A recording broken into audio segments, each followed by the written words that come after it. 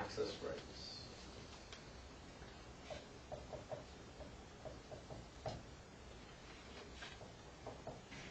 An access right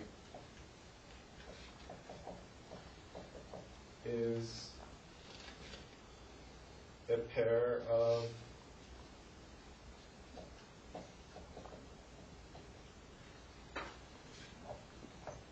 object and right in angle brackets like that. So he has a number of examples in the book. Figure 14.1, and there you could have a domain like V1 where in it there are two objects, object O3 with rights read and write,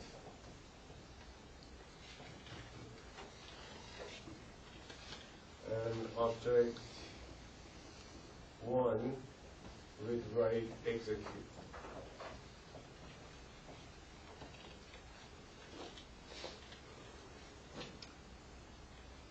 So that's domain 1. You will have two objects, and for each one you have those access rights.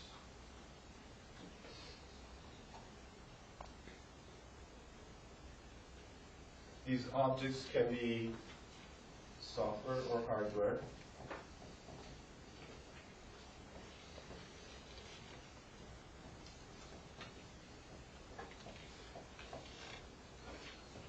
Hardware, right? And domains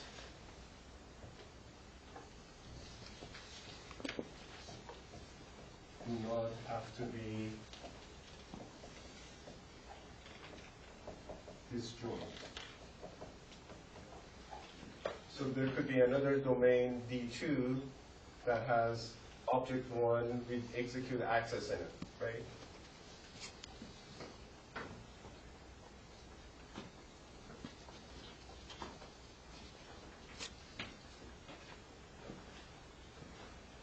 So now, look, this is a very generalized notion of what you already know, where domains could be users, processes, procedures, and so on and so forth. So each user could be a domain.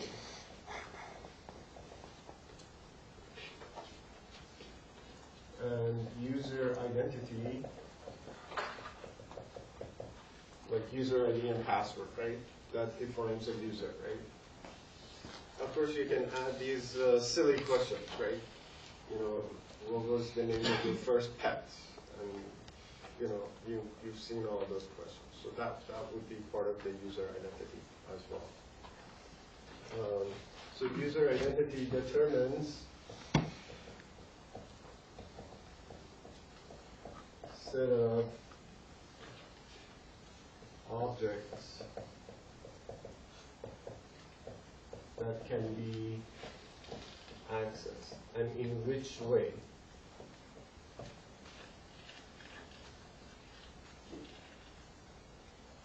You know, with what rights. Or it could be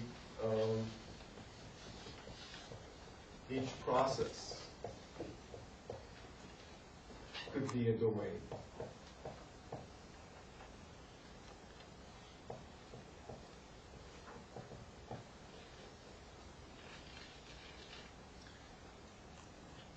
And process identity determines, you know, your objects and access rights, right?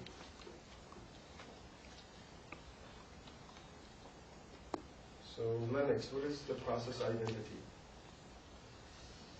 Process ID? Yeah, it's an integer, right? It's simply just an integer. And usually there is a name also associated with the process, right? But it doesn't have to be there, right?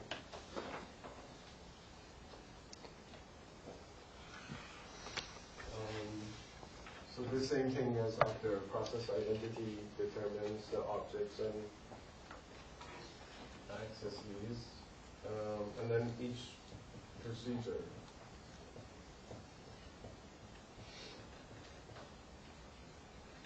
could be a domain, right? And the objects within a procedure are usually, variables, other objects, right? Or what else? The functions, right?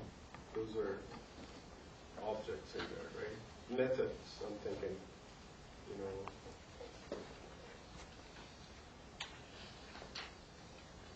So, let's see. Let's look at an example here. This is, again, something that we looked at before. Dual mode operation. Dual mode model of operating system operation.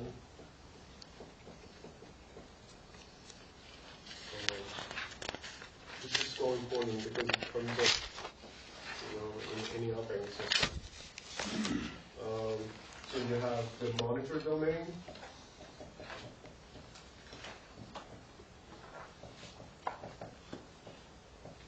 So here, process can execute privileged instructions. Right, remember that?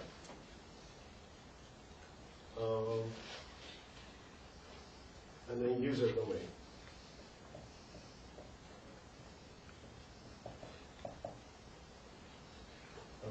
Process can execute only non-privileged instructions.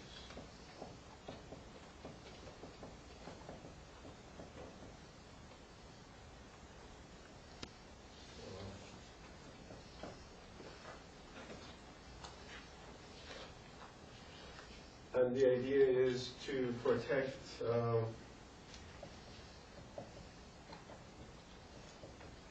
what are we trying to protect here?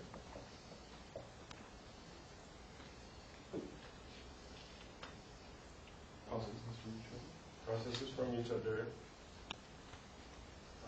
But more than that, we're trying to protect the operating system from other processes, right? The hardware from other processes, right? That is our main goal here. OS and hardware from user processes.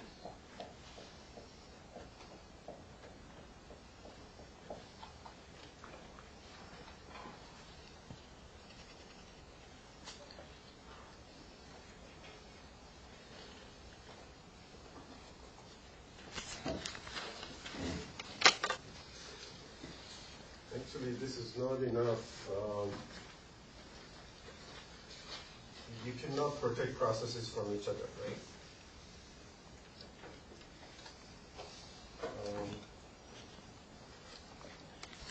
This is not enough to protect processes from each other.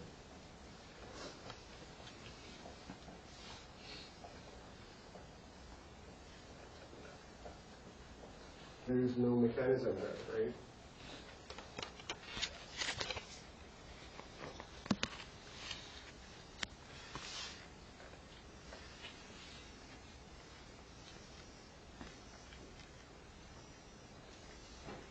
Here's another example.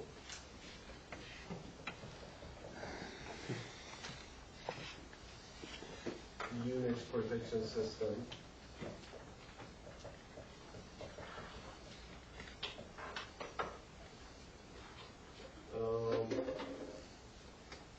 So we have a user-based protection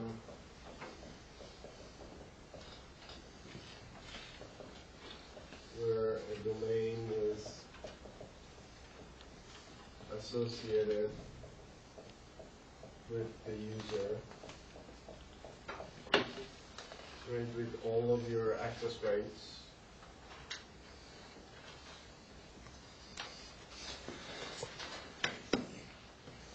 Right, I'm thinking of read, write, execute for the user, for the group, and for the whole system. Remember that?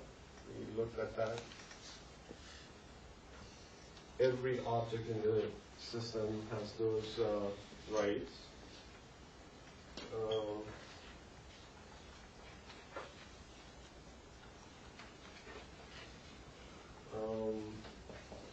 Each object file has an owner, ID, and domain bit, or set user ID.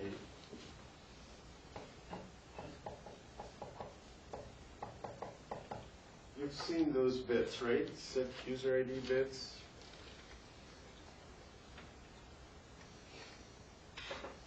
Let's look at them in more detail. I think he has done a good job explaining that in the book. So the idea is, if set, so every object, every especially executable code has this bit. It's either on or off. So if set user ID bit is equal to 1, and a user executes the file,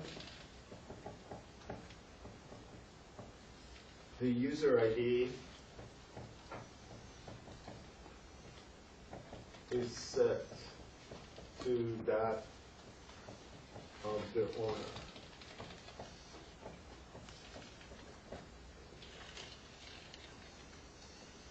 So let's say you own a file.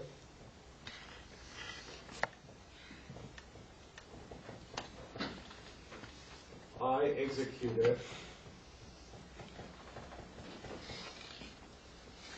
Executes as you.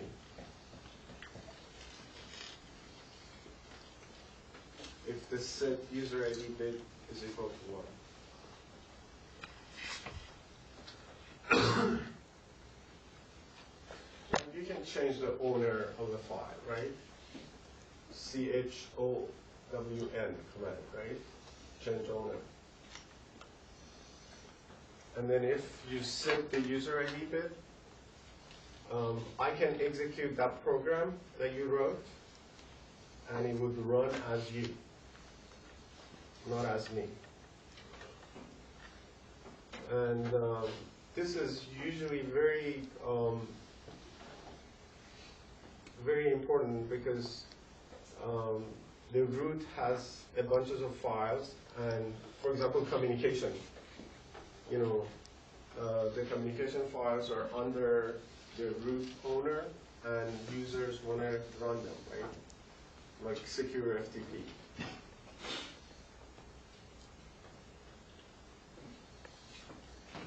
So here, the owner is the root, you execute it, and it runs as root. And you can see that when you type ps-ef.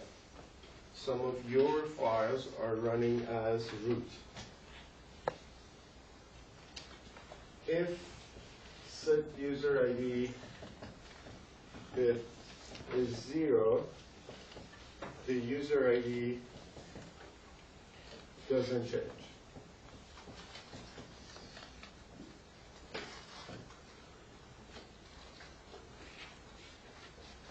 So you own the file.